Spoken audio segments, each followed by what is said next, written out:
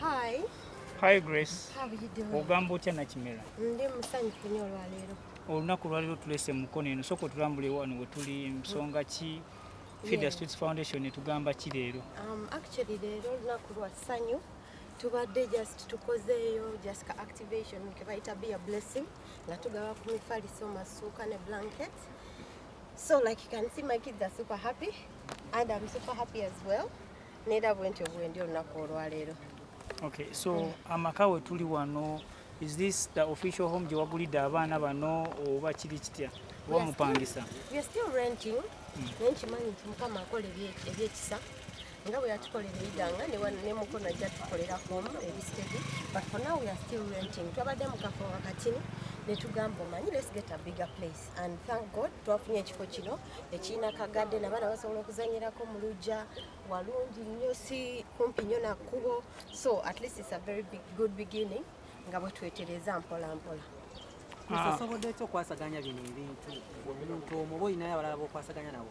Ninako abantu benkwatagana nabo bambi. The thing is that abantu mu Uganda mwe bali abalina ekisa. They are there and I thank them. Nina ne partner wange gwe nkola naye bamuyita Mr. Rune. Nina n'omukyalo omulala bamuyita Thelma.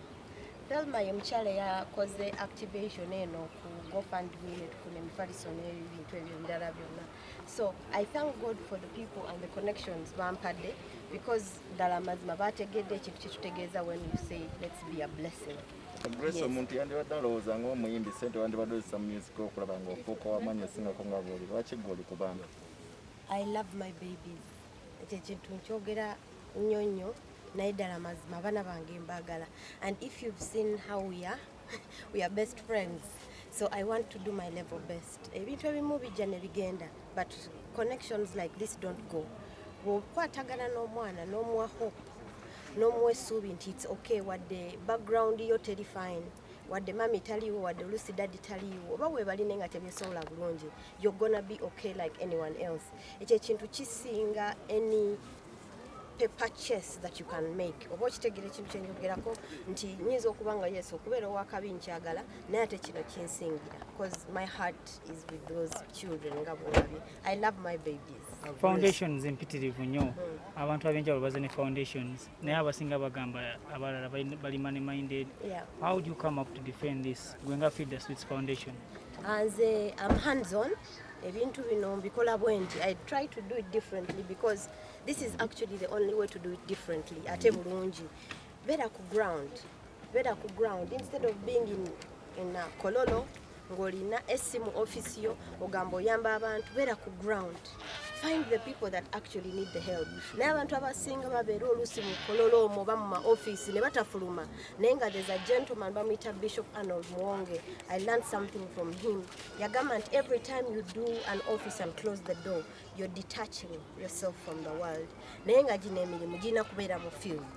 Tolina wantu walala wosobola gukolera bulungi okusinga wano nga bw'otulabye nti n'amazima tukoze ki tuzze n'obuliri tukoze ki twaze.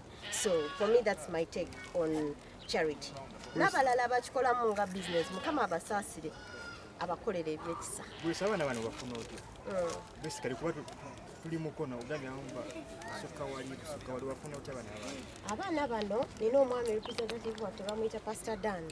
Pastor Dan mubulizi wa njiri.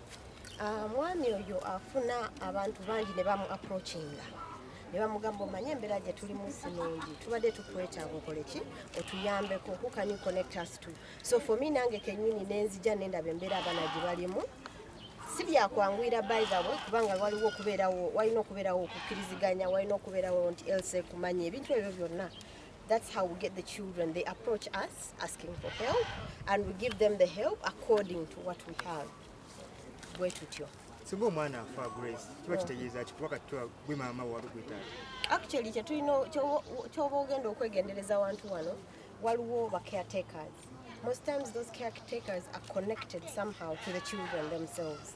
Nsitera kukwata mwana nti oba mujje direct ku street nga simanyiiko gy'avudde because sometimes olwo kintu kiyinza okuleeta obuzibu. It's very important okumanya omwana gy'avudde. So most of my children oba my family balina connection ne ba caretakers abali awaka.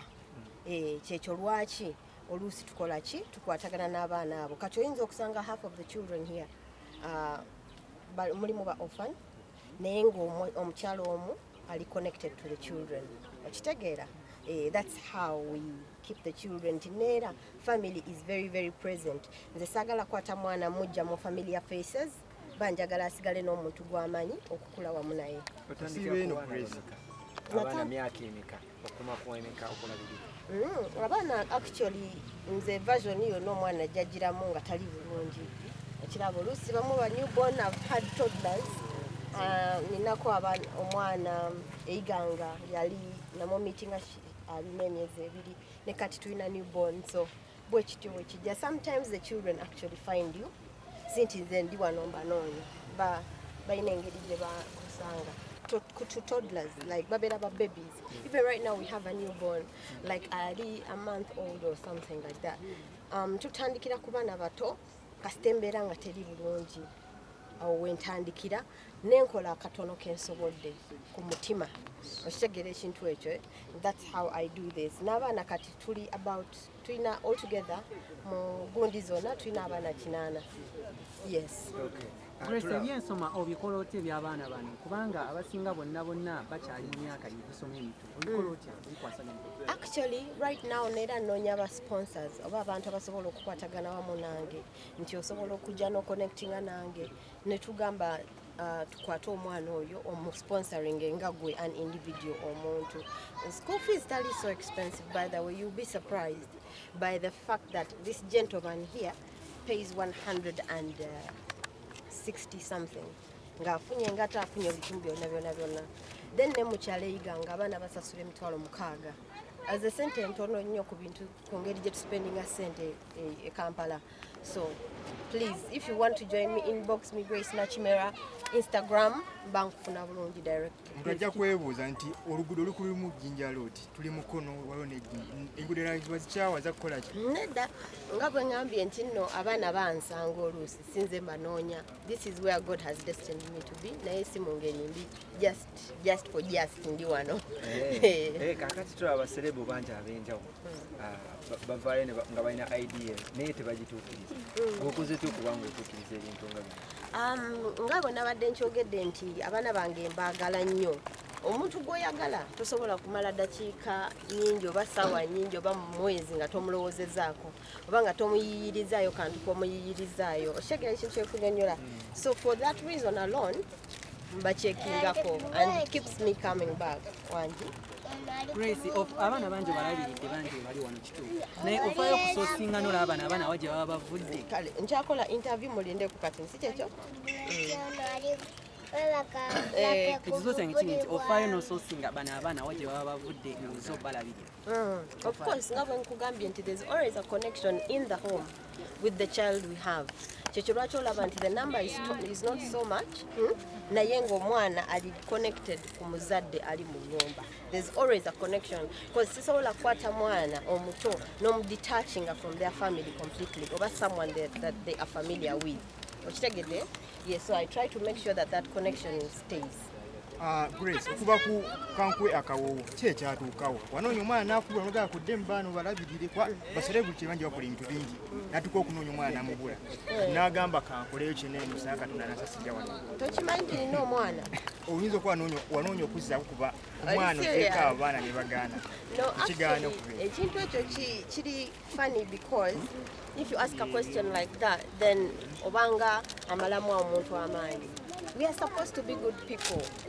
Okuyamba omuntu si kibi. It has nothing to do with my personal life. Nze ndi mukyala muzadde azaala omwana nina owange naye neera n'abantu abalala mbaagala. Ng'omuzadde tekikugaana kugejja na kugejjesa family yo. You understand? And if I can do it, then I'm doing the right thing. Nze bwe ndowooza. Nze nina ekibuuzo kyange. Bintu bino nze ndi mukyala mulokole. And I know that people don't like good things. Neera abeera alina okuba nga munoonyamu ekintu ekibi. Something has to be negative for it to make sense to you. But the thing is that kino si kyakusanyusa ggwe ng'omuntu. Okiwuliriza? Nze kinsanyusa. N'abaana bange balaba bali happy. They love me. If they didn't love me, they wouldn't be here. So kati ali uncomfortable with it. Asobola okufuna ebirala byakola ki? Byakola. na neesonyiwa kyenkola nenze ng'omuntu ndi fine nyumirwa bulungi oba bagamba music yagaana. I am a very blessed person. Kunetegereza kyekyo lwaki ndi wano to be a blessing. Sirina kyenoonya nnyo kipya kiri awo. I did music for over 10 years. So to be here doing this kinsanyusa. And it's not to make anybody else happy. It's for myself. Yes. Ate n'abantu abali e Bulaaya be mugamba baziweereza be baani. Yeah, but then you should have evidence. When you ask a question, you should have a point or a source. Okay, Grace, kusomozebwa kigwe kosi